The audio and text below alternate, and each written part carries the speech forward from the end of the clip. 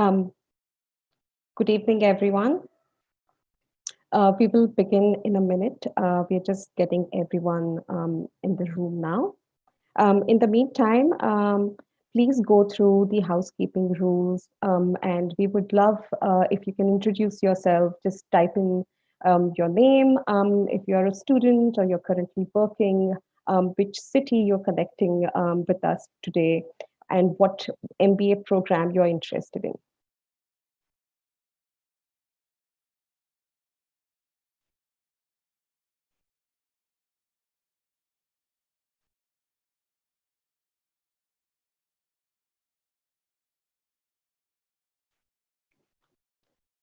Excellent. I think I'm going to begin. Good evening and welcome to the second part of the 7-part series of the Graduate Application Camp.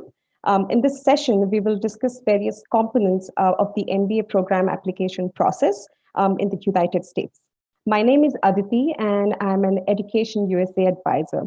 For the purpose, as we begin the presentation, I'm going to switch off my camera so that it's easier for everyone to focus on the presentation.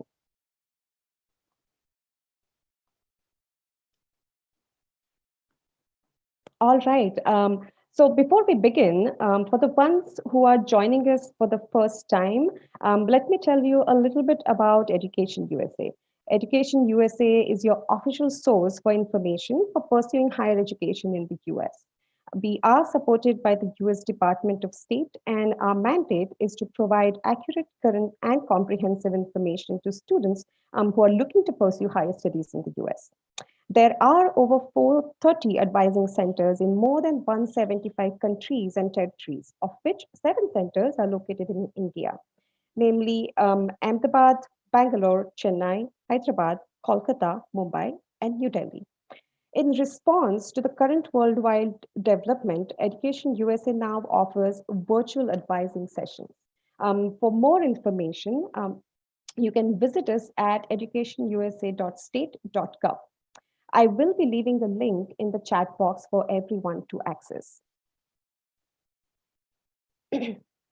Today's session is on assembling components of an MBA application by dismantling the steps. Session aims to help students understand the application process in strategizing an efficient and timely plan to apply for an MBA program of interest. There will be time for questions at the end of the presentation. So do feel free to write your questions then. I request everyone to send topic relevant questions, and for any additional queries, you can reach out to Education USA India team. Today, we have a wonderful panel to help you understand how business schools look at student applications. Our first panelist today is Dan McCleary, who is an Assistant Dean of Admissions at Duke University's Fuqua School of Business. And our second panelist is Shubhkirti Sinha, who is an Assistant Director of Recruitment and Collaboration for India region of Robert H. Smith Business School at University of Maryland. Feel free, guys, to switch on your cameras and wave and let everyone know that you are here. Thank you for joining us today, Dan and Shubh. We really appreciate you both taking time to talk to us and students. I now request everyone again to keep your mics on mute and your cameras off. So if you visit our website, you will see that we have divided the application process into 5 steps that can help students plan in timely manner if they are interested in pursuing higher studies in the US. We advise students to begin their application process in advance, almost 12 to 18 months before the intended program is supposed to begin. As you can see on the slide here, there are 5 key steps to smoothen your application process. First and foremost is researching the program that you're interested in pursuing and the universities that are right fit for you. This step involves identifying important factors that will help you narrow your choices. And we will talk about this in detail in a bit. Second step is how to plan to finance your education, which includes figuring out your realistic budget, assistantship and scholarship opportunities, and more. The third step is making sure that you have all the documents needed to complete your application package that you send to the university. And then once you have been admitted, to a particular school begins the process of visa application.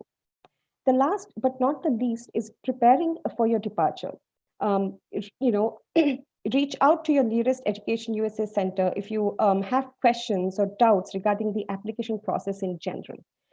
For today's session, though, we will be focusing on the first 3 steps of the application cycle. Our agenda for today's session includes a brief overview of the application cycle and, to discuss important factors involved in step 1, that is researching your options. Then the panelist will walk us through each component of the application cycle, such as, academics and tests, resumes, interviews, essays, and more.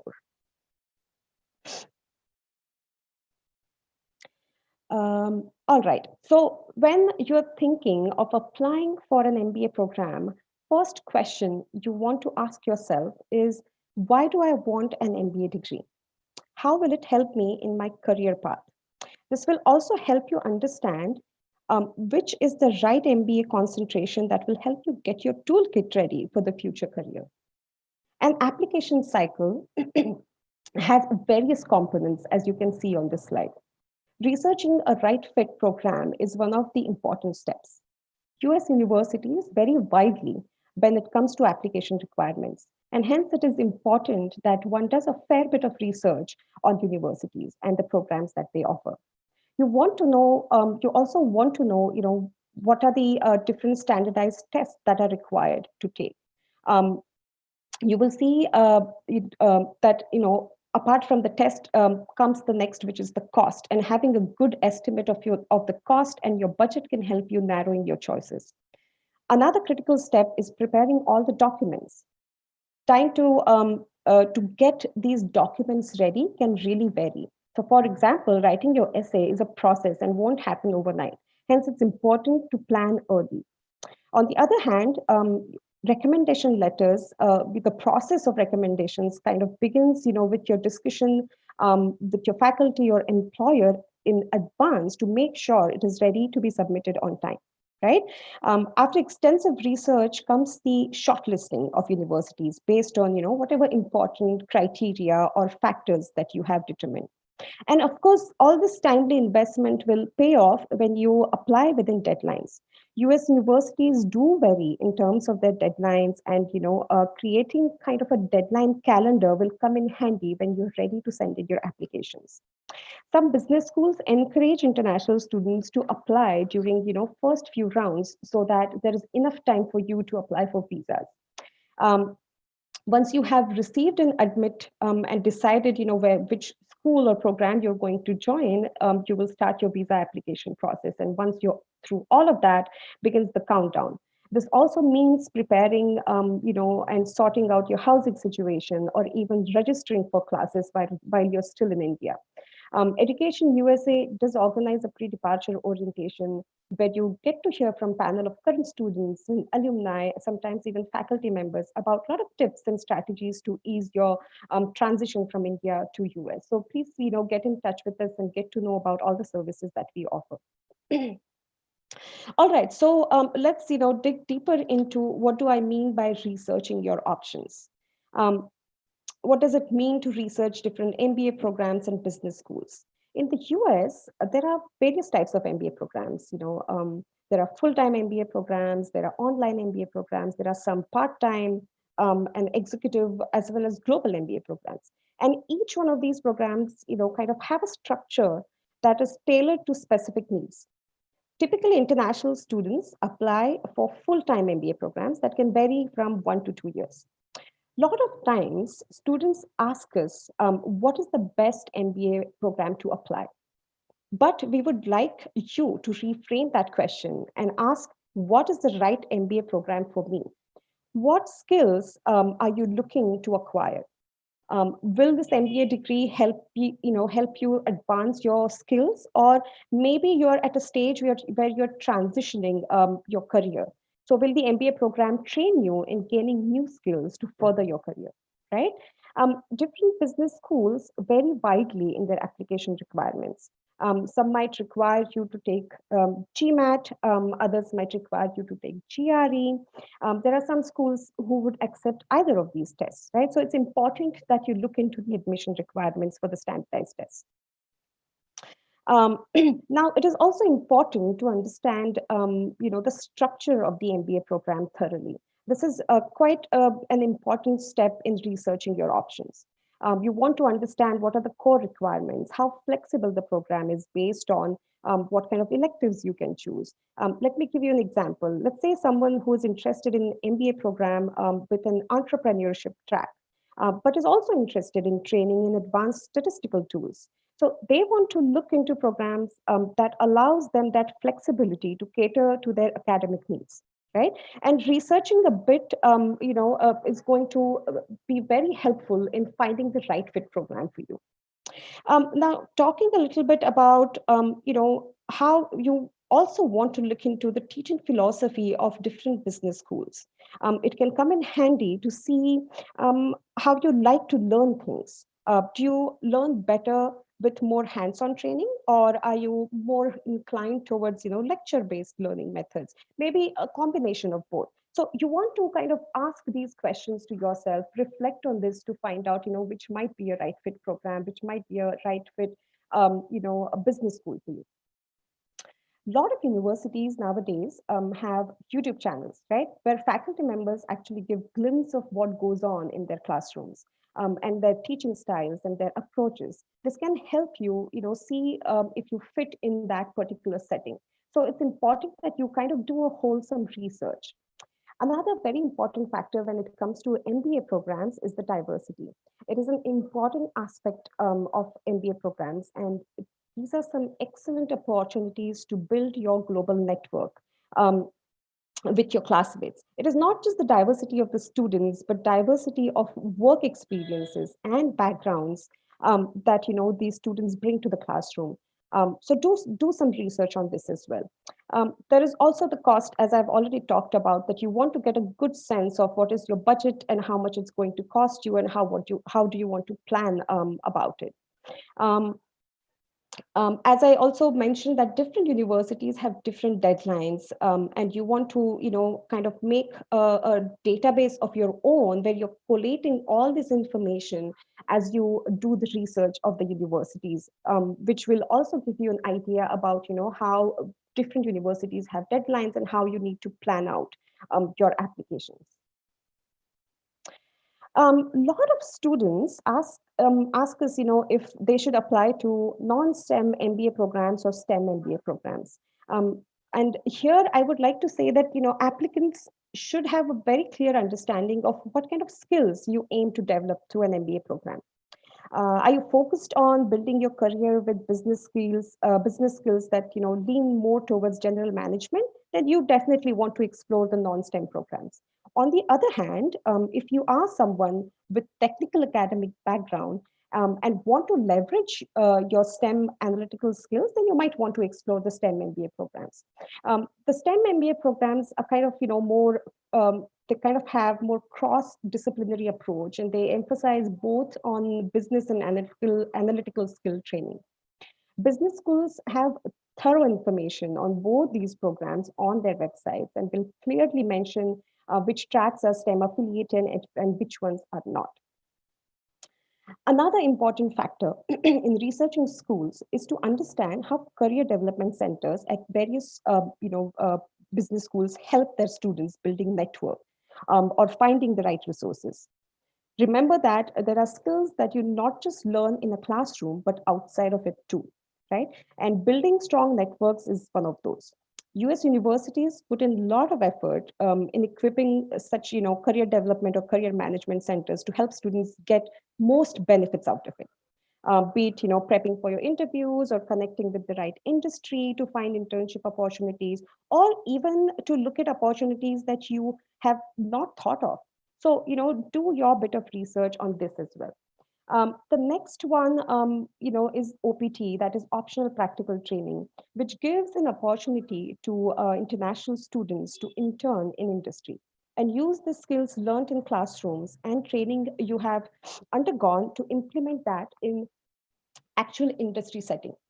Anyone who's pursuing MBA program gets 1 year of OPT period to explore these opportunities after graduation. For students who pursue the STEM recognized MBA programs can potentially extend this by 2 more years. Another information that you definitely want to look up while you're researching your options is the university and business school culture. You want to think of your life in and outside of classrooms. Different student clubs and volunteering opportunities will not only help you build a strong network, but also help you in your personal growth. Right? The another factor that might kind of sounds secondary, but you also want to remember that you're going to be there for an extended period of time, which means that you want to explore opportunities and what all the university and the business school has to offer to you. Even the town where the university is located, what does the town can offer to you? Maybe you are an outdoors person and you want to see what all different options you have to enrich your experience while you're in the US.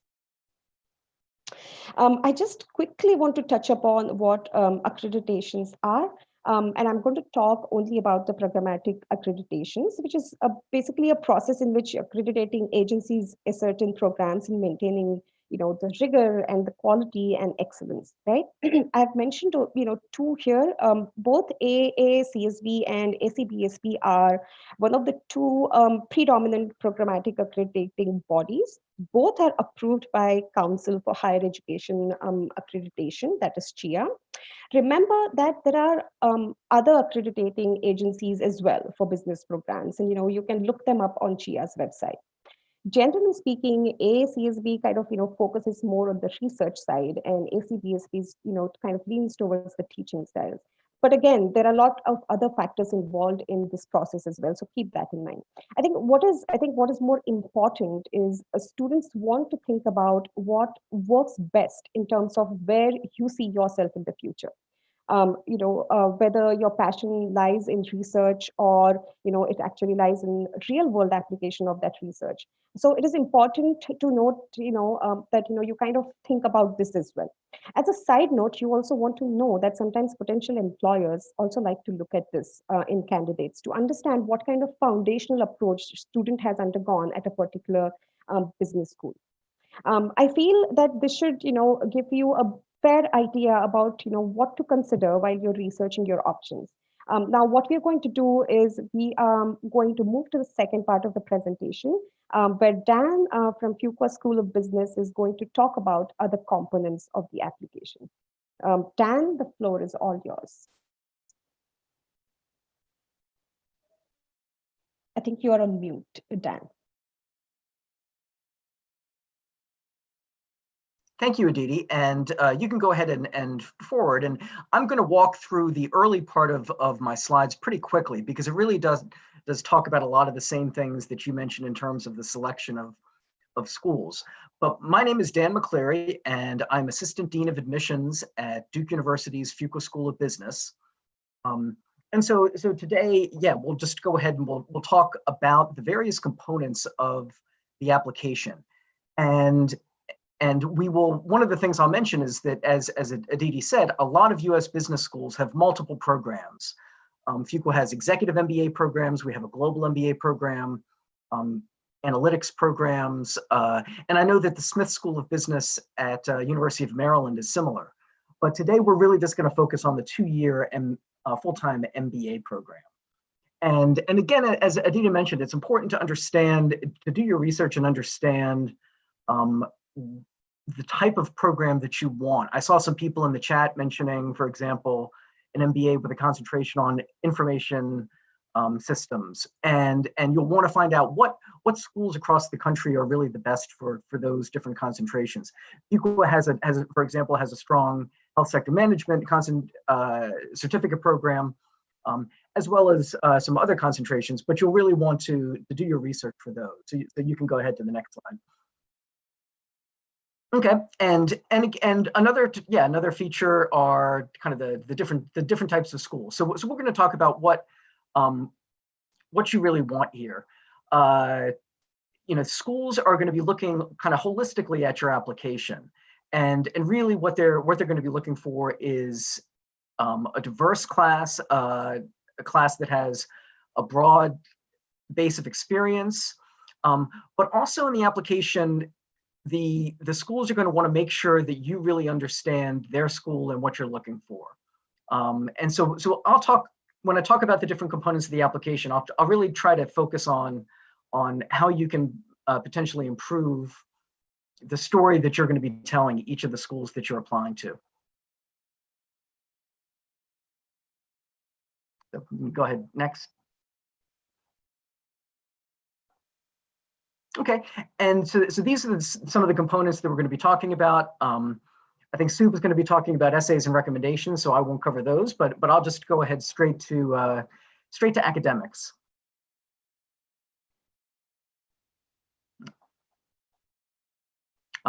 Okay, so what do business schools typically look for when they're looking at your academic record? And the first thing that I'll tell you is that US business schools get more applications from India than any other country outside of the United States, typically. And so everyone who works in admissions at US business schools understands the grading scale. They have an understanding of kind of relative rank of the schools. So there's a lot of that I think that sometimes applicants from India they'll contact us and say, I just want to tell you a little bit about my GPA, but we actually do understand that. So we're looking, really the academics is the ability to succeed in the classroom. So we want to bring students in who are going to be successful. For that, we do look at competitive GPA. We're looking, from India, we see a lot of students who graduate first class or first class with distinction. It's obviously great if you're able to go to one of the top schools, either one of the top state schools, or obviously the IITs are always looked upon very favorably. But we take people from a wide range of Indian institutions, so that's not going to be the only thing that we look at. As Aditi mentioned, we happen to be a school that takes the GMAT, we take the GRE, and we even are set up to take the executive assessment, which is a test that's more typically used when you're applying to executive MBA programs in the United States. So this year with COVID-19, I think there were a lot of schools around the United States that were very, very flexible. And there were even schools that issued test waivers. So whatever advice you've heard in the past, it might actually be different this year. I know that down the road from Duke, there's the University of North Carolina, and they actually did a test waiver for their undergrads who were applying to business school. So things right now are going to be a little bit tricky, because you'll really have to understand individually what schools are doing in reaction to COVID when it comes to testing. But hopefully most schools will have that on their website, or you'll be able to reach out to them. But things might look a little different. They looked a little different last year, and they're going to look a little bit different this year as well. Okay, so you can go next. Yeah, so schools in the United States are typically looking for some work experience. I know that there are a lot of PGP degrees that people do in India, and MBAs that are done kind of immediately after graduating from undergrad. In the US, it's pretty traditional for people to work for 3, 4, 5 years first. And so we are looking for, typically I would say Fuqua is looking for about 3 or 4 years. There's no stated minimum, but you'd be better off not applying if you're coming directly out of undergrad. That's not true for all institutions, and so you really will want to look to see if there are other schools out there that might be a better fit if you don't have as much work experience. Fuqua does look at all of your undergraduate work, or all of the post-undergraduate work that you've done. We'll be reviewing your resume. We'll have you fill in forms. And part of that is that what we know is that the people who are successful in the job search are bringing not just their academic background, but they're bringing something in their work experience as well as their kind of desired career. And it really helps. It helps schools understand that you can be successful, not just academically, but you can be successful in the job search when we can evaluate your work experience. So a lot of schools are going to also have a section of extracurricular activities that you're going to be able to fill in. In the case of Duke, it's called Leadership and Involvement. And part of the way to think about this is that when you go to a US business school, you're going to be involved in more than just academics. You're going to be taking place in clubs, or taking advantage of the club opportunities that they have. There are going to be various trips to organize, but students really take on very big leadership roles at business schools. And to a large extent, this leadership and involvement that we see in your past, whether it is things you've done in the community, athletics, other leadership positions, we look at this as a proxy for how you're likely to get involved when you come to the school. And I think other schools look at that as well. We're looking for fairly well-rounded people, and so we want to know that you're more than just a good student. So this is the type of piece that I think sometimes students could do a better job on, explaining kind of what leadership skills and positions they've had. So when you look at a school's application, think about how you're going to best convey this. It's going to be part of the application, but it also may be things that you drop into essays, and you want to make sure to always be telling kind of a consistent story about yourself. Okay. And I think, as I said, I think Soup is going to be doing recommendation letters, so I won't mention anything on that. But the interview is a big component, and this year the interviews are going to be a little bit different because almost all schools in the United States are doing interviews by Zoom or by Skype or some sort of virtual kind of session. And so in some ways, I think that that's probably good news for Indian applicants, because I know that it's always going to be a struggle for applicants from India to visit the United States and to be able to visit all of the schools that they're looking at. This way, you might have more opportunity to do interviews by Zoom, either with alumni or with current students or with staff. Different schools have different setups for interviews. Fuqua actually has an open interview period that happens from early September to early October. And if you are able to sign up for a slot, then you can do an interview, and that would apply to any application that you submit during the cycle. Other schools are going to have different interview policies. There are a lot of schools that have invitation-only policies. So after you have submitted your application, they will invite certain people to interview. You want to, again, like everything else with this, you'll really want to make sure you understand the policies for whatever schools you're going to be applying to. And as Aditi mentioned, the other thing to understand is deadlines. And schools will have often a fairly wide variety of deadlines. Fuqua is a school that does have an early action binding round that is in September. So the people who apply and are admitted to that round, they have agreed to withdraw their applications from other schools and come to Fuqua. If there's a particular school that you absolutely know is your first choice, it might make sense to apply in some sort of early decision or early action round. Typically, the admit rates for those rounds are higher than for the other rounds. So I would only advise that for a school that is your first choice, but it might be a good option for you.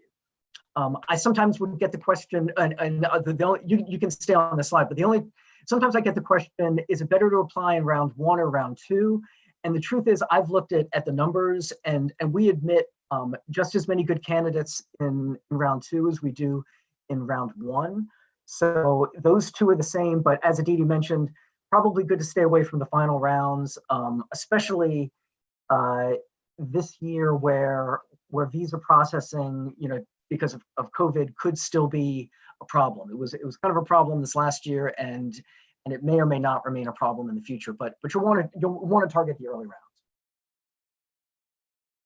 Okay, most schools out there are going to have a fairly broad media presence. It could be on some of the typical social media platforms, Twitter, Instagram, LinkedIn, Facebook, YouTube, that sort of thing.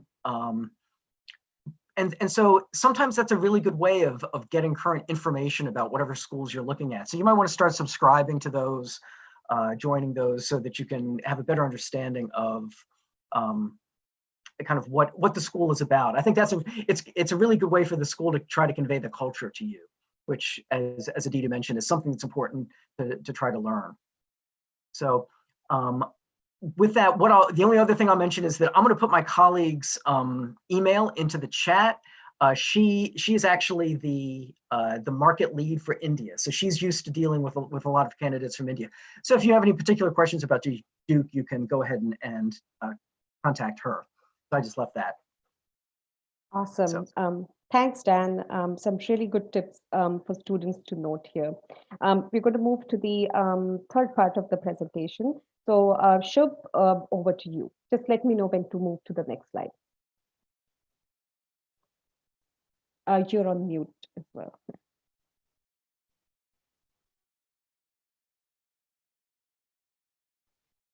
We are still not able to hear you. Shubh, there you go. Hi, am I audible now? Yes, perfect. Right. Hi Aditi. Hi Dan. Thank you so much for inviting me to the platform to talk about the components of the MBA application and how to dismantle or deconstruct them. Especially in a time, as you rightly said, like why MBA goes into the minds of a lot of people, and they are not clear whether this is the right time to go for an MBA degree or not. Especially people from India are a little worried about the kind of situation there is in the US, the pandemic and everything. So it's the right time to discuss about this, because a lot of MBA programs have opened up their deadlines and their application process. So yes, so the important point is, we can go over the agenda maybe. Yes, the importance of MBA essays. Like one of the key components that we have is how to structure the essays, right? And there is a lot of discussion about this on various platforms. We can also touch base on the kind of things that the admission committee looks for in an MBA essay application, right? We'll talk about who is your ideal recommender, because this is also important. Recs play a very important role in assessing what the student has done, what the candidate has done in their life, and what kind of values they bring into the program. I'm going to talk about strategizing your MBA program a little bit, about why you should go, where you should go, things like what you should consider before applying for the MBA program. And then what are the outcomes basically of going to a great institution, building your network, and the kind of outcomes that you get from a great brand of an MBA program, right? You can go ahead. Right. So discussing about the essays and the optional writing statement. Now, these are some of the most important things that an admission committee would see in your application. And as you rightly said, Aditi, the main important question which people should answer in these essays is why they want to go for the MBA program, right? That is a central question that they need to think about when they start, even before they start the research process, right? And because that research process will be driven by their aspirations and where they want to be probably in 5 years from now. Like what are they looking for from that MBA program, and that has to be put in that application, right? A little about is the MBA essay is different from, say, a statement of purpose which is used for an MS program. It is different because a lot of MBA programs focus on a particular kind of a skill set that they want to understand of the student or the applicant, and they focus the questions based on that, right? So I was attending a webinar last night from Allison, and Allison was from Duke, and she told that there is a very interesting question in the Duke application, is that they ask you about 25 random things, about you. And and she also told that, this is one of the most interesting questions out there in any of the MBA program applications. And they have come to know of a lot of things through this question, rather than, going through a traditional route of asking you about your short-term and your long-term career goals, and things like that. So yes, in a sense, they are pretty different of how you write your statement of purpose and how you write an MBA essay. What are optional essays? They are a great way to, tell the tell the admission committee of some things which you cannot cover in your main MBA essay, and that is how you should position that to the admission committee, right? So we'll talk about something in the next slide. Uh, is about the components of a great MBA essay, right? What do admissions committee look for when they say that, you have to write an essay about your goals and what your story is really. And the main thing that they look is authenticity of your voice, of your candidature. You don't want to project yourself as somebody else, which is not reflected basically in any of your letter of recommendation or your CV. They're looking for an authentic voice of what you are, what are your aspirations, why do you want to do this program, what is the necessity of this program right now in your life, and sort of that kind of segues into telling your story and not what the adcom wants to hear. Is a lot of people think that an adcom of a particular university, if they have specialization fields in, say, a data analytics or a data science, they would want to look at certain kind of stories. That is not the case. What they're looking out for is your true story. um, the MBA essay should not be your extended resume. Many people do that mistake, which we kind of see, that they put a lot of things which are already in the resume. The people should understand that the admissions committee has a lot of information about you from the online forms they make you submit, from the CV, from your recommendation. So what they're essentially looking out for in that essay is your voice. It's your motivation to do your things the way you do it. So that has to be the highlight of a great MBA essay. You can showcase your passion projects. This is very important to stand out, and I say it with all responsibility because I see a lot of candidates using voluntary experiences to stand out. But what people are in the committee looking for is the kind of passion that you bring to that particular project, the voluntary work that you have done, the kind of impact you have created, and why did you choose to do something of that sort? Like what resonates with your life that made you take up that project.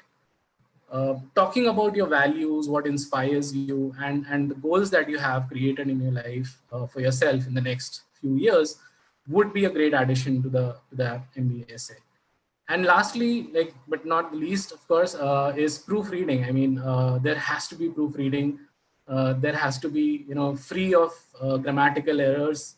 Sometimes we see that, an applicant has submitted an essay which is for a different program, which does not sound great to any AdCom member. So don't do that. Um, you know talk to a lot of people about what you want to do, who are close to you, who are who know your story, and try to bounce off ideas on how to make that essay great, right? And be yourself, basically. We are talking about the optional essays. This is the two kind of situations where schools will ask for an optional essay. That is, one is where there needs to be an additional information that you cannot fit in elsewhere. A lot of reapplicants show promotions, career development since the last time they applied to a particular program, and an additional and an optional essay helps you in that way. You can just showcase a career transition or something. Or if you have any kind of extenuating circumstances, if you have a profile, kind of a difficulty in your profile, you have a low GPA, you have low GRE, GMAT, if you have any backlogs, employment gaps, job hunts, you can do that. You can try and explain there in maybe 250 words or something, or 300 words. What was the situation and how did you come out of it? Great. Talking about the recommendation, another very key element of the entire application process, and especially to the business schools of US. This is very important because they look at how professionally you have done in your life, what kind of things you bring to a company, what kind of value do you bring to your organization. And that is how they kind of understand what you can do in the program itself, right? So who you should be approaching to write your letter of recommendation is one of the foremost points that I kind of advise to the applicants is how strongly your recommender can champion your MBA application. Have you sat down with them, tried to make them understand the realities of your graduate admission cycle and process, and also of your career goals? And does he accept those? Does he strongly support those? I mean, that kind of conversation you need to have with your recommender. Do they know you well to speak about your professional or academic accomplishments? Have they known you just for maybe 2 or 3 months, or maybe for a longer time, for a year, 2 years? Have you worked under them? Uh, those people who know you well would kind of bring in a little extra to the whole letter of recommendation, right? They would add in their insights as well. And that is very important. Can they mention at least 3 or 4 incident-based evidences, which kind of showcases what are your leadership skills, what are your communication skills, how good you are in managing a problem, do you have an innovative mindset, do you have intelligence, curiosity, and all of those things?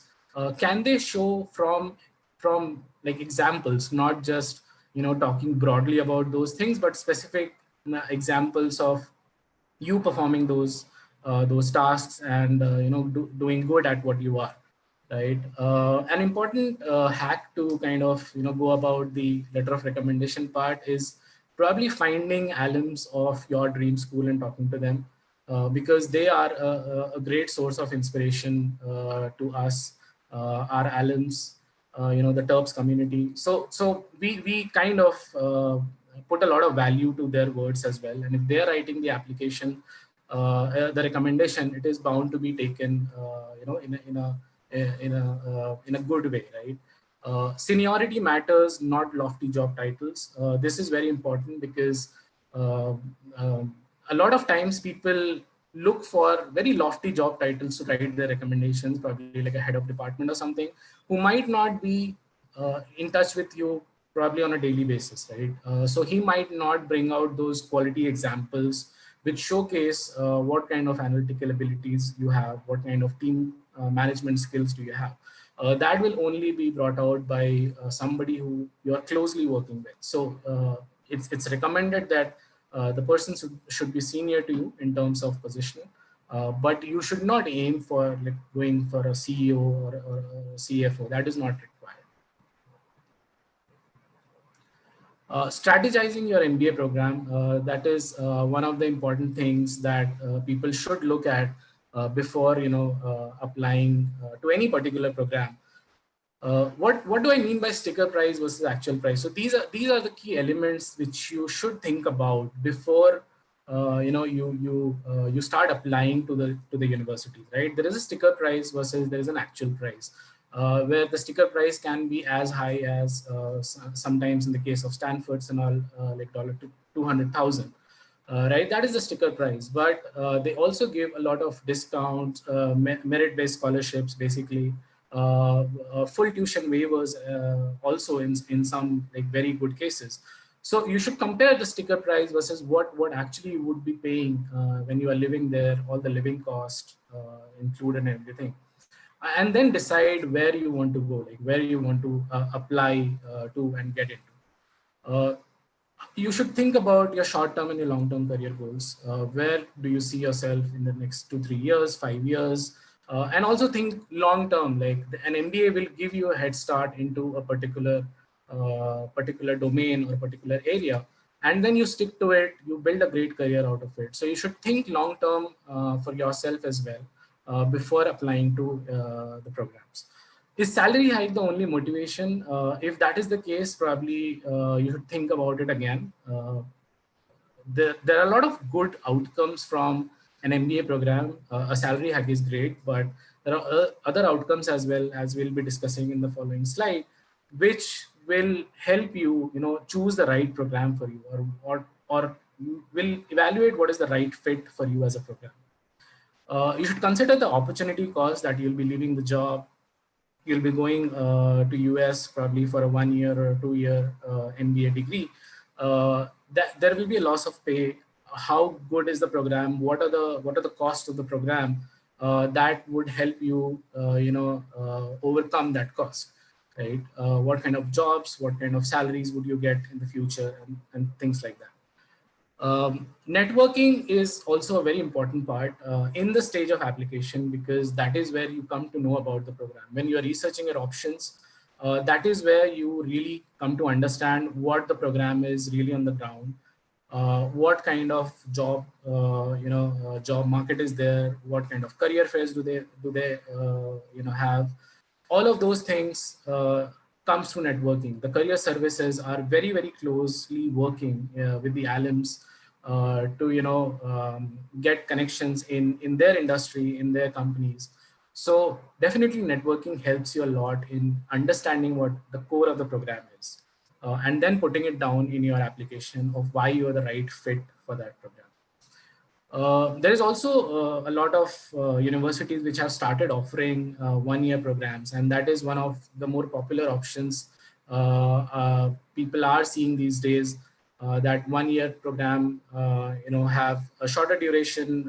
People live there lesser, in spend less time in the program, and then go in the job market earlier than the 2 year programs. And that is a great way to save your money, save some bucks on a really costly education option. So 1 year versus 2 year programs should be taken into consideration as and when you are applying to those MBA programs. Right. So the outcomes of an MBA program is basically the kind of skill growth that you would get in those 2 years or 1 year that you spend on campus, right?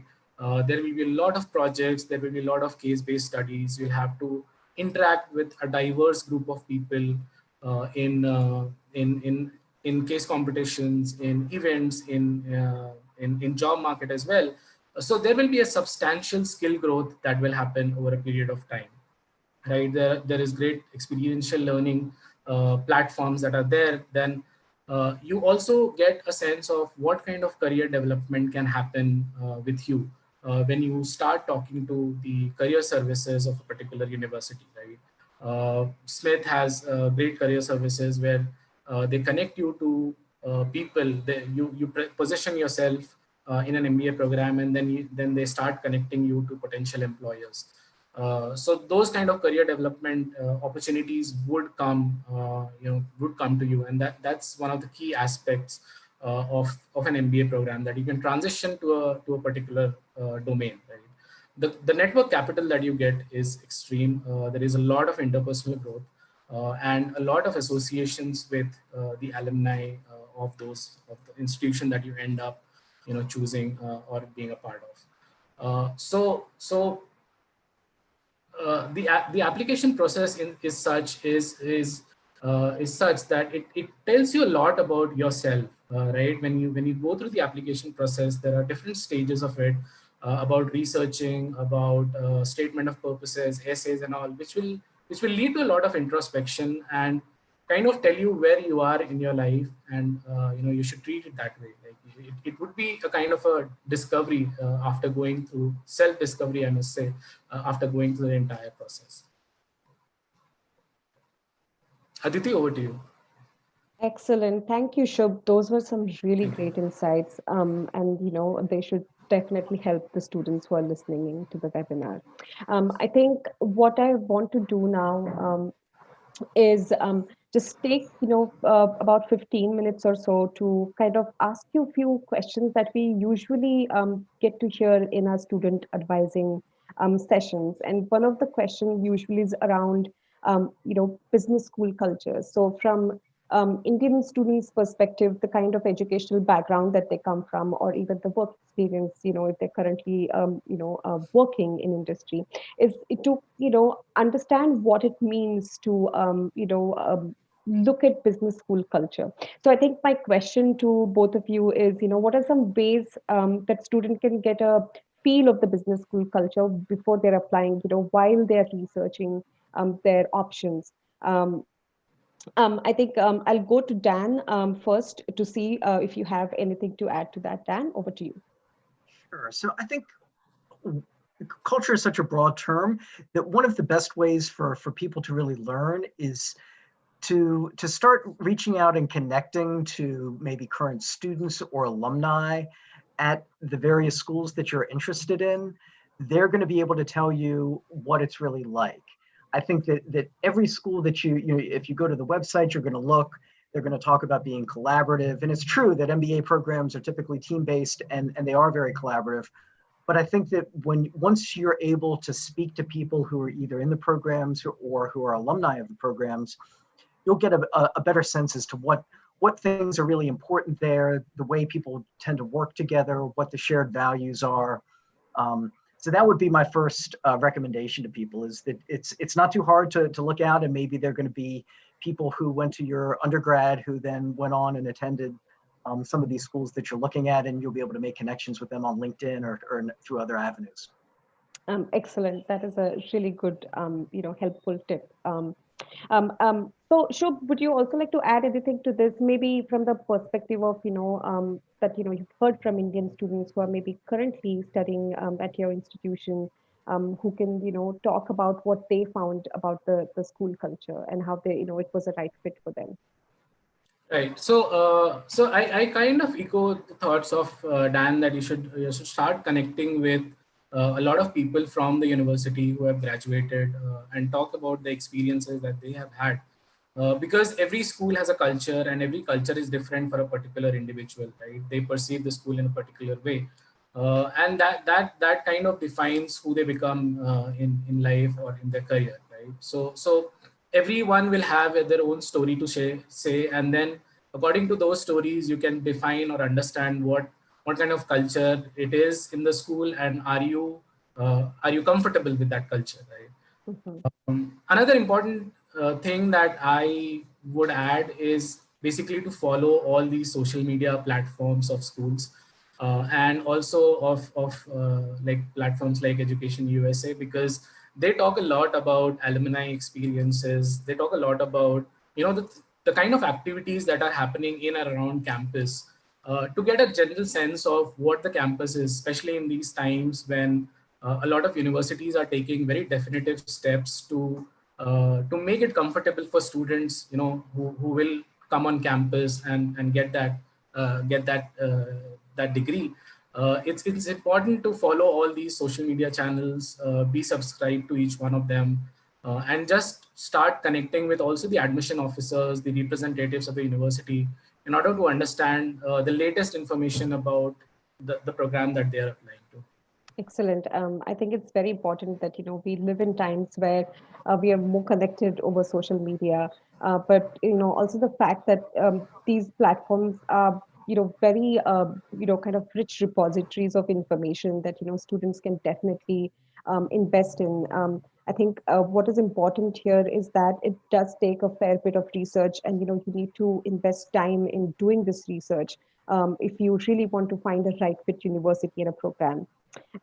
So my next question, we usually, kind of get asked or even emphasize on, is importance of networking.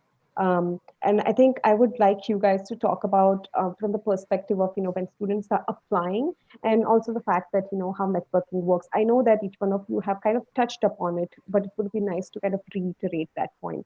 Shubh, would you like to go, share your thoughts on this first? Right. Yeah. So networking basically is probably the most important thing that you get out of an MBA platform, out of an MBA network, because the kind of people you end up spending time with will form lifelong associations with you. You know, not in many cases, but yeah, in some cases they would.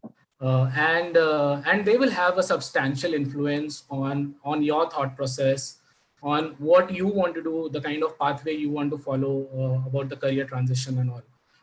So networking is extremely important in both stages. Like when you are also applying for those programs, that is very important to understand kind of ground reality, as I said before.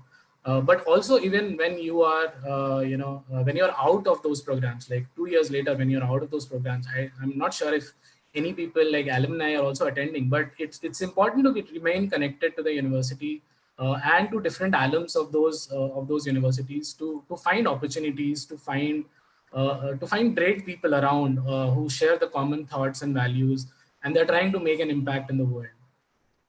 Right. Great. Thank you, Shubh. Dan, would you like to also add anything to that? Sure. Yeah, I completely agree with Sub that networking is one of the key things you're going to get out of an MBA. And they're going to be people who are at the school or who are going to help you understand how to be a more effective networker. But it is, I always tell people, if you have a particular path that you want to go down, you're probably not the very first person to go down it. And there's probably a lot of good help you can get from people who've already traveled down that path.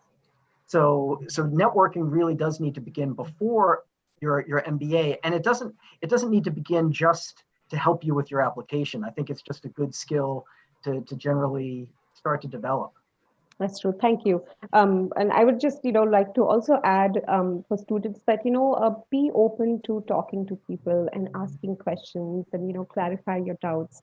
That, you will need to take that step if you really want to, build an efficient network. Just kind of, a follow up, and I know that, Shubh, you've also touched upon this, but can we, take a minute or two and talk about what is the significance and value of alumni resources, and how students can tap into that while they're applying or researching, versus after they have graduated. I know that you've talked a little bit about it, but you can maybe give an example so that students can actually relate to something on those lines. So alumni helps you in different ways, right? They are the opportunity creators in your life, and you should be in touch with them, because you never know. Like in a market like this, where there is a great amount of job instability, there is one aspect that you can count on, is basically some person from your school at a particular position. That would really put in a lot of good word about you as well, if you are in touch with them, or if you let them know about your positions, of where you want to go. Probably they can help you out, because they can understand that journey that you want to take, right? And that is why alumni is the remaining in touch with alumni is really very important, as it helps you also get connected to that entire community of people. That would be my sense of it. Great. Dan, would you like to add anything to this? Sure, I completely agree, and I would say, yeah, that you're going to make a lot of connections throughout your life and your career, but you really always know that you can reach out to somebody who's an alumni at the school that you went to, and just simply ask for an informational interview. You're not really looking for anything but their advice, and in almost every case, people will grant that. So you just whatever school you choose, that you're going to have kind of their entire network behind you, and it's something that people probably don't take advantage of enough. Yes, that's an excellent point. Thank you so much. I think what we're going to do is move to the question answer session. Almost, yes. So before we actually move to question answers, again, I would like to thank both Shubh and Dan for their insightful presentation this evening. And if students, you found this presentation helpful, then tune into our Facebook page. For more information on upcoming sessions, please feel free to download our app or use our virtual advising services. Apart from webinars, Education USA offers membership for those who require more help in the application process. So, find your nearest Education USA center and get in touch with them, ask questions. We will, again, we'll leave a link to the handout folder so that you'll have access to all this information. As I said in the beginning of the webinar, that this session is the second part of the 7-part graduate application camp series. And our next webinar is in this series will be coming up on the September 8th on key to shortlisting your grad schools. So look out for that as well. We will be getting into more details of different factors that go into this. And all the handouts that have been shared by Dan and Shubh are also shared in that handout folder that I have mentioned. So please click on the link and get access to that. So let's start with some questions that students have put out. I'm just going to look at my phone and get the questions. All right. So the first question is that, let's see if Dan, you can answer this question. For an MBA application, is it better to have work experience in a company with a big name, or is it all right to have experience in a smaller company like a startup where you might also get more responsibility? I think that obviously either of those is going to be fine. I think that if you have a experience in a brand name company, that gives you kind of a shortcut in a way, because you don't have to define and explain what that organization is typically if you're working for an Amazon or something like that. But I think that if you have experience in a startup, chances are you've worn more hats, you've done more things, and you'll be able to tell a different story. I think it's probably a little bit more challenging because people might not know the name of the organization or what they do. So you have to probably explain a little bit more, but I think it can lead to a richer story that you're telling about yourself. Excellent. Yeah. And I think even, resume might be a place where you can talk about organizations if it's not, one of those well-known ones, to just give some information. Next question, I think, Shubha, I'll go to you, is can you, talk about like how does round 1 versus round 2 of, applications affect funding opportunities? Okay, so funding is actually completely merit based, right? And it's not very it's not like dependent upon just the rounds, but also the kind of merit that you have in your application. So if you are a great candidate, there will be like no blockages in front of you if you are applying to a round 2, and you might get a funding or a kind of a scholarship.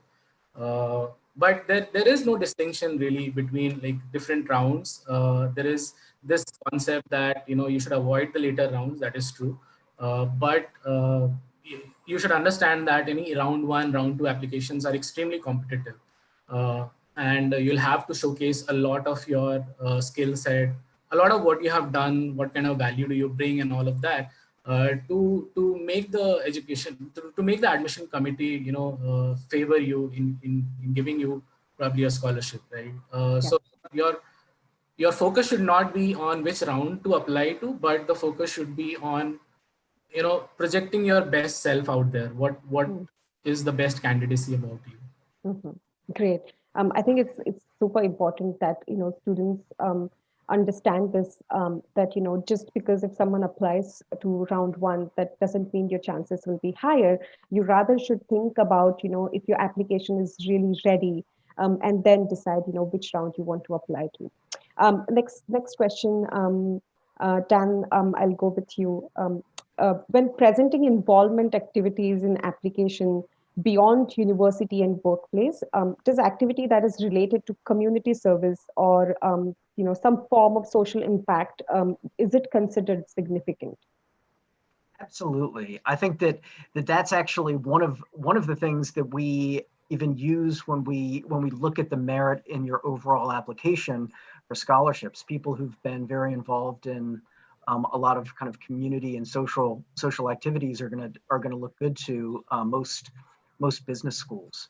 I think it's helpful when you've had a leadership position and you're not just a member of a lot of organizations, being able to show that you've put concentrated effort into particular organizations is especially helpful.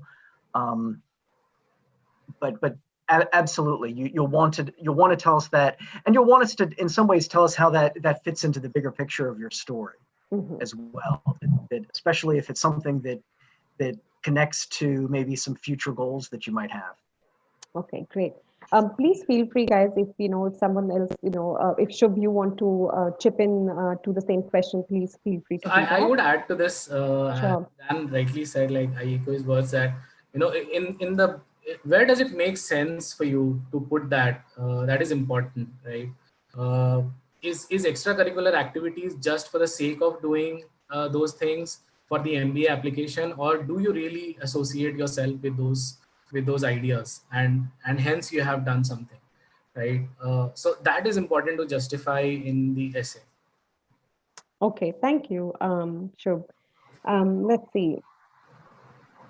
Someone wants to know, and this is something that, Dan, you talked about, given the developing situation that we are undergoing right now. Someone wants to know that, do you expect that, many schools will go test optional for fall 2021, as is happening for a lot of undergraduate programs? I think that it is possible. I think that schools understand that it's difficult for people to get to tests. I would say that there's been momentum in the United States generally toward test optional. A lot of us work at graduate schools where the undergrad programs have gone test optional. So I think that all of these things might work together to create more test optional kind of opportunities for students. This is a really tricky year. This past year was clearly the hardest to predict year that any of us who've worked in graduate admissions, and I've been doing it for 20 years, have seen. And so there are going to be a lot of factors, including testing, that are going to be kind of on the table. A lot of schools granted a lot of deferrals as well, and so there can be a fear that there is going to be fewer slots available. That may or may not be true if people who deferred last year decide to take up a place or not. So there's really a lot of uncertainty in this year, but if you can navigate some of that, you might have some good opportunities. Right. All right, moving on to the next question. I think this is sort of a question from an early career MBA program perspective. Someone who's currently pursuing their undergraduate program in the US. They want to know, they're taking many different classes. Then how do they decide who should they ask for a recommendation letter? Shubh, do you want to talk about that? And of course, Dan, you can chip in as well. So the question is, if they are in their undergrad, who should they ask the recommendations to? Is that? Yes. So I think the idea here is that someone is, trying to apply for an MBA program right after their undergraduate program. So, in that case, who should they approach in terms of getting a recommendation letter that would be relevant to the MBA application? Right. So a good idea would be to ask somebody who has mentored you, probably like an academic advisor, or maybe somebody who's a graduate advisor. If you have done any internships that the positions that you have held there, your managers could talk about you. If you have done any social impact, project work, any community kind of activity which has added value, then probably those people who were involved there could give out a recommendation. So if you are not strong professionally, like if you don't have a lot of job experience and you don't have all those managers talking about you, internships are a great way to do that. Awesome. Dan, do you want to add anything? Sure. I would completely echo that. And one of the things that I'd say is that there are going to be some schools whose recommendation forms are really for their MBA programs that are really designed to be answered by someone who knows you in a professional setting. And so it's not always ideal to have somebody, a professor, do the recommendation for those places. So to the degree you can learn about what the recommendation form looks like, it really might be a good idea to ask somebody who knows you from an internship as opposed to somebody who knows you from your academic program. All right. Let's see, what is the next question I want to take up?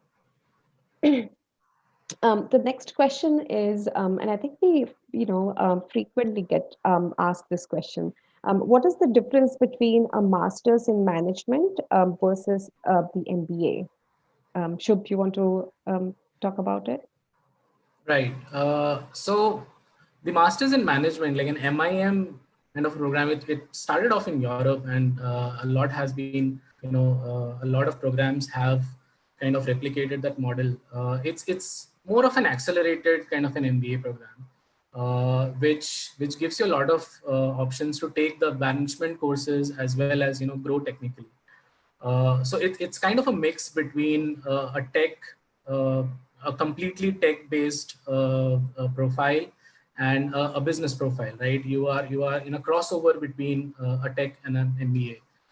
That is how I would describe a Masters in Management program. Right.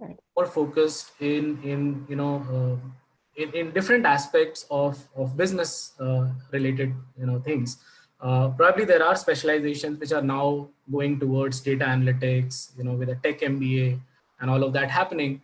But still, in general, MBA programs are more about the financial, accounting, business leadership, business ideas, entrepreneurship, and all of that. Great. Dan? Sure. Yeah. So Duke has a master's, has an MMS program, and it's a one-year program. The curriculum looks a lot like a core MBA type curriculum. One of the things that I would mention is that typically it's a pre-experience program. There are a lot of people doing it directly out of university, and the jobs that people subsequently go into are usually not quite at an MBA level. So it might be more of an analyst as opposed to a consultant type position. But that said, they can be a really, really good option for people who have who don't have a lot of work experience, who might be coming directly out of undergrad. And there are going to be some MMS programs that are STEM certified, and so they would give people the potential to live and work in the United States for an extra time. So our program, we probably, we're getting almost as many applications for that from India as we do for our MBA program. So we've seen a lot of interest in that, as well as, we have a business analytics program that also has become very popular. And I know Smith does as well. Yeah. Great. And I think that, it is important for students to also think about where do they see themselves, down the line on their career path, and, ask that question, that what kind of skills do I really want? And, which program is going to, provide me training in those skills. Before I move to the next question, I would like to apologize that, we have put a wrong email address for Duke. So please, students, make sure that you copy Morgan's address that has been copy pasted in the chat box, and please ignore the one that I have on my slide here. Tan, sorry about that, but please ignore the address that's on our slide. All right, let's see the next question that we have. Someone wants to know that, they want to get a recommendation letter for someone while they were, working at that particular company, but that particular, recommender has moved on to a different company now. Is it still valid for a student to get a recommendation from them?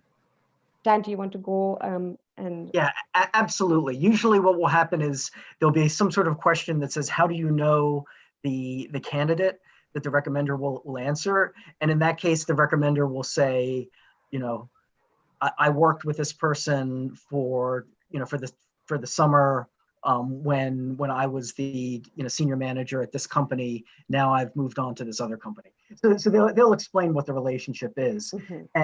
And I thought that Sue's presentation about recommendations was great. And I think that one of the points that he really, that's really important is that idea that you want people who know you well and are going to give you a good recommendation. The level, title, things like that matter much, much less to business schools, I think, than people believe that they do. Absolutely. Shub, do you have anything to add to that? I think Dan covered all the points that I had. Okay, awesome. Let's see. Someone, again, someone, a lot of students always want to know about this. Is what are the scholarships provided in MBA program, especially for international students? Any one of you who want to take up the question? Sure. So, what I'll say at Duke is that we have merit-based scholarships. We don't have need-based scholarships, in part because it can be difficult for grad schools to assess need. And so the merit is based on all aspects of your application, starting with your academics, but also your experience, your leadership involvement, the overall quality of your application. We try to reserve proportionate amounts of scholarship dollars for each round. The final round, which again we're not really recommending that anyone apply to, is the most variable, because if people have already committed to the school by the time we get to the decision-making process of the final round, we may be running lower on scholarship funds than we anticipated. But we do have scholarship funds that are allocated for the first round, second round, early action. Okay. So sure. Shub, do you want to add anything to that? Yeah, so as Dan said, like there are also merit-based scholarships at Smith, but that is what I made a point about the sticker price versus the actual price. That is, Smith also gives out a lot of graduate assistantships to people in their MBA, and they range anywhere from say a $25,000 to even at times a full tuition waiver. So that happens, but that it's not very common, but that happens sometimes. But there are merit-based scholarships, and if you fit what we kind of require, we are more than happy to support those kind of applications. Great. And I think this is where, when you're researching your options, it is very important that, you sit down and you try and figure out what is your realistic budget, and, accordingly plan to apply to different universities.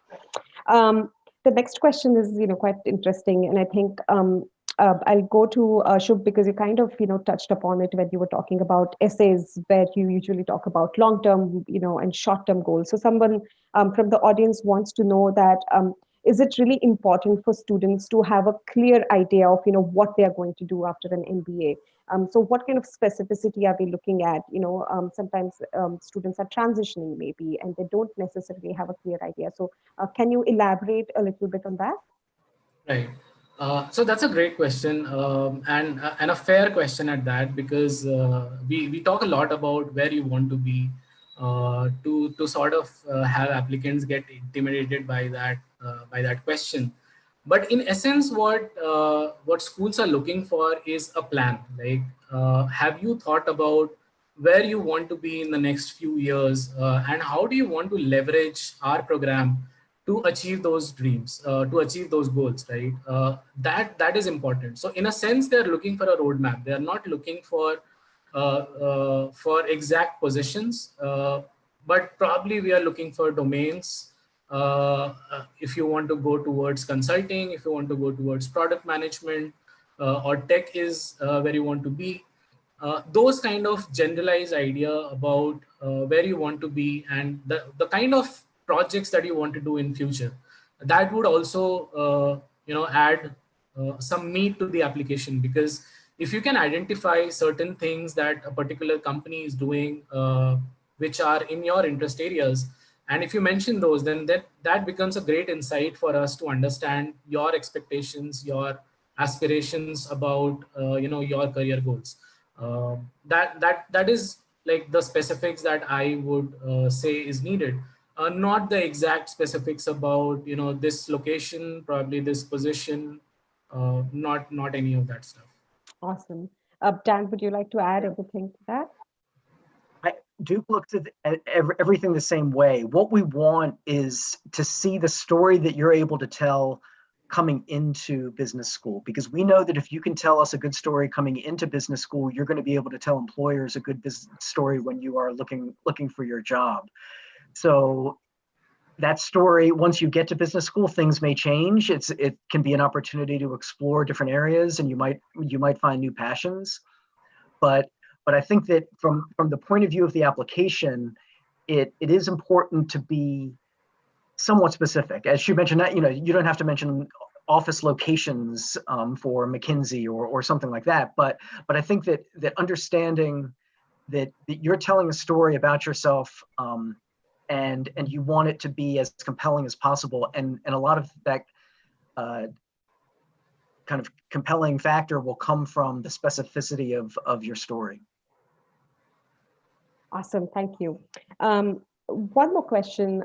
This is especially, about non-STEM MBA programs, and someone from the audience wants to know, how do international students transition into careers with 1 year of OPT?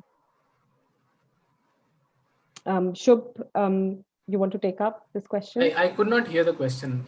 So the question is, can you hear me now? Yeah, it's better. Yeah. Yes, okay. The question is, in case of non-STEM MBAs, how do international students transition into careers with only 1 year of OPT? Right. So I think the key point to start working on in that time frame is basically to start working on your job prospects even before you have begun your MBA MBA program, right? When you are just starting out, you should plan your roadmap ahead, because you have lesser time in your hands. You have to do a lot of networking. You have to speak to a lot of people, give a lot of job interviews, and all of that happen. And that takes time. Like, you should be up and ready with your resume as soon as you enter that program. Right. You should start talking to the career services as soon as you are there on campus, or maybe through calls. So taking like proactive steps would help them achieve their goals in a shorter duration. Great. Dan, would you like to add anything to that? Yeah, so yes, Fuqua has a STEM track, and what we find is that a very high percentage of our international students do take the classes that are required to get that STEM certification. In some ways, maybe they do it as a hedge, with the idea that at the very least, if I get this, then I know that I might have some opportunities with certain companies that would lead me to stay in the U.S. longer, without getting the H-1B. But I think that what we find is that the Indian students who've come to Fuqua have been successful because, yeah, they've had very clear ideas as to what they want to do, where they want to go, networked, kind of worked hard, and they were able to get into a lot of strong organizations. Some of, as I think everyone knows, some of the H-1B process, there are elements of luck as well that are a little bit out of control. But some people that we've seen, we were surprised at just how many both international and domestic students went with the STEM certification. That's great. I think that I would, just want to add to this that, students should not just think about how long OPT period is there for different programs. I think it is extremely important that you understand what kind of skills you are looking for, and should not choose a program just because there is a longer, OPT period, because that might, actually not benefit you if, your goals are not, that clear. And if you don't get a particular job that qualifies for that, that's correct. Yeah. Yes, thank you, Dan. So we have, few more minutes left. So I'm going to try and take maybe 2 more questions. The next question is, let's see. So, we've talked about how we prefer international students to apply for the first and the second round, but, this is very extraordinary circumstances that we are in. So, someone from the audience wants to know that they're trying to apply for the third round of applications, and as they won't be able to take the GRE, before November. Um, so, would it be still advisable, to apply for the third or the fourth round for scholarships, if at all? Dan, do you want to go ahead? Sure, it would really depend on where you're applying, and because I think that there are going to be some schools where the third round is still early enough for you to work out visa the visa process, and there are going to be schools that still have scholarship money available in that round. It's just that round always tends to be a little bit risky. One thing that I'll tell you is that we probably admitted more people than ever before in the third round of this past year, because a lot of schools in the United States in March, when COVID hit very hard, started to become very scared that a lot of students weren't going to be coming. And so a lot of schools over admitted and are actually fairly over enrolled in this year. So it's a little bit tricky to tell, but I also agree with kind of Shub and Aditi's earlier point that don't apply until you can submit the best application you can, because that's going to be the most important thing. It's going to be more important than round. If you can submit a better application in the last round than you could in the earlier round, then it's worthwhile waiting for that. Right. Shub, anything to that you would like to add? I absolutely echo with Dan's words. It doesn't matter like which round you're applying to. What matters is what kind of profile can you project and the kind of work that you have done. Awesome. So I think just very last thing, and Shub, I'll start with you. Anything that we've not talked about, but you would still like to maybe reiterate or add while we are closing the session, real quick, any points regarding the application process? Just that an MBA application process is kind of a journey of knowing yourself, and that is how you should treat it. Don't be bogged down by all the pressure of deadlines and what people are saying. I know it can be intimidating to know so many things at one point, but try to really look through the programs. Try to talk to people who will tell you the right things about the program, and then evaluate your chances or like take a decision. Important thing is right now in this era of pandemic and everything, you have to be doubly sure of your decisions, because this will be a big financial investment on your part. So you have to be like thinking from different vantage points and taking that decision.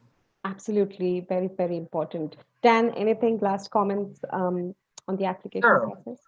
Yes. So sometimes I use the metaphor of you should think of your application as a mosaic, where there's no one single piece of the mosaic that is so good that it makes for a great picture, and there's no one piece that's so bad that it ruins it. But all of the pieces really should try to work together to tell a story about who you are, where you're coming from, what you hope to do at the school, and what you hope to do afterwards. And I think that to the degree you can really paint that picture for the admissions office, you'll stand a good chance of admission. Oh, that's amazing. Thank you. I think that was the last thing I wanted to ask. So thank you again to our panelists, for being here and sharing all the insights and making students understand from the admissions committee perspective as well what you're looking at in an application.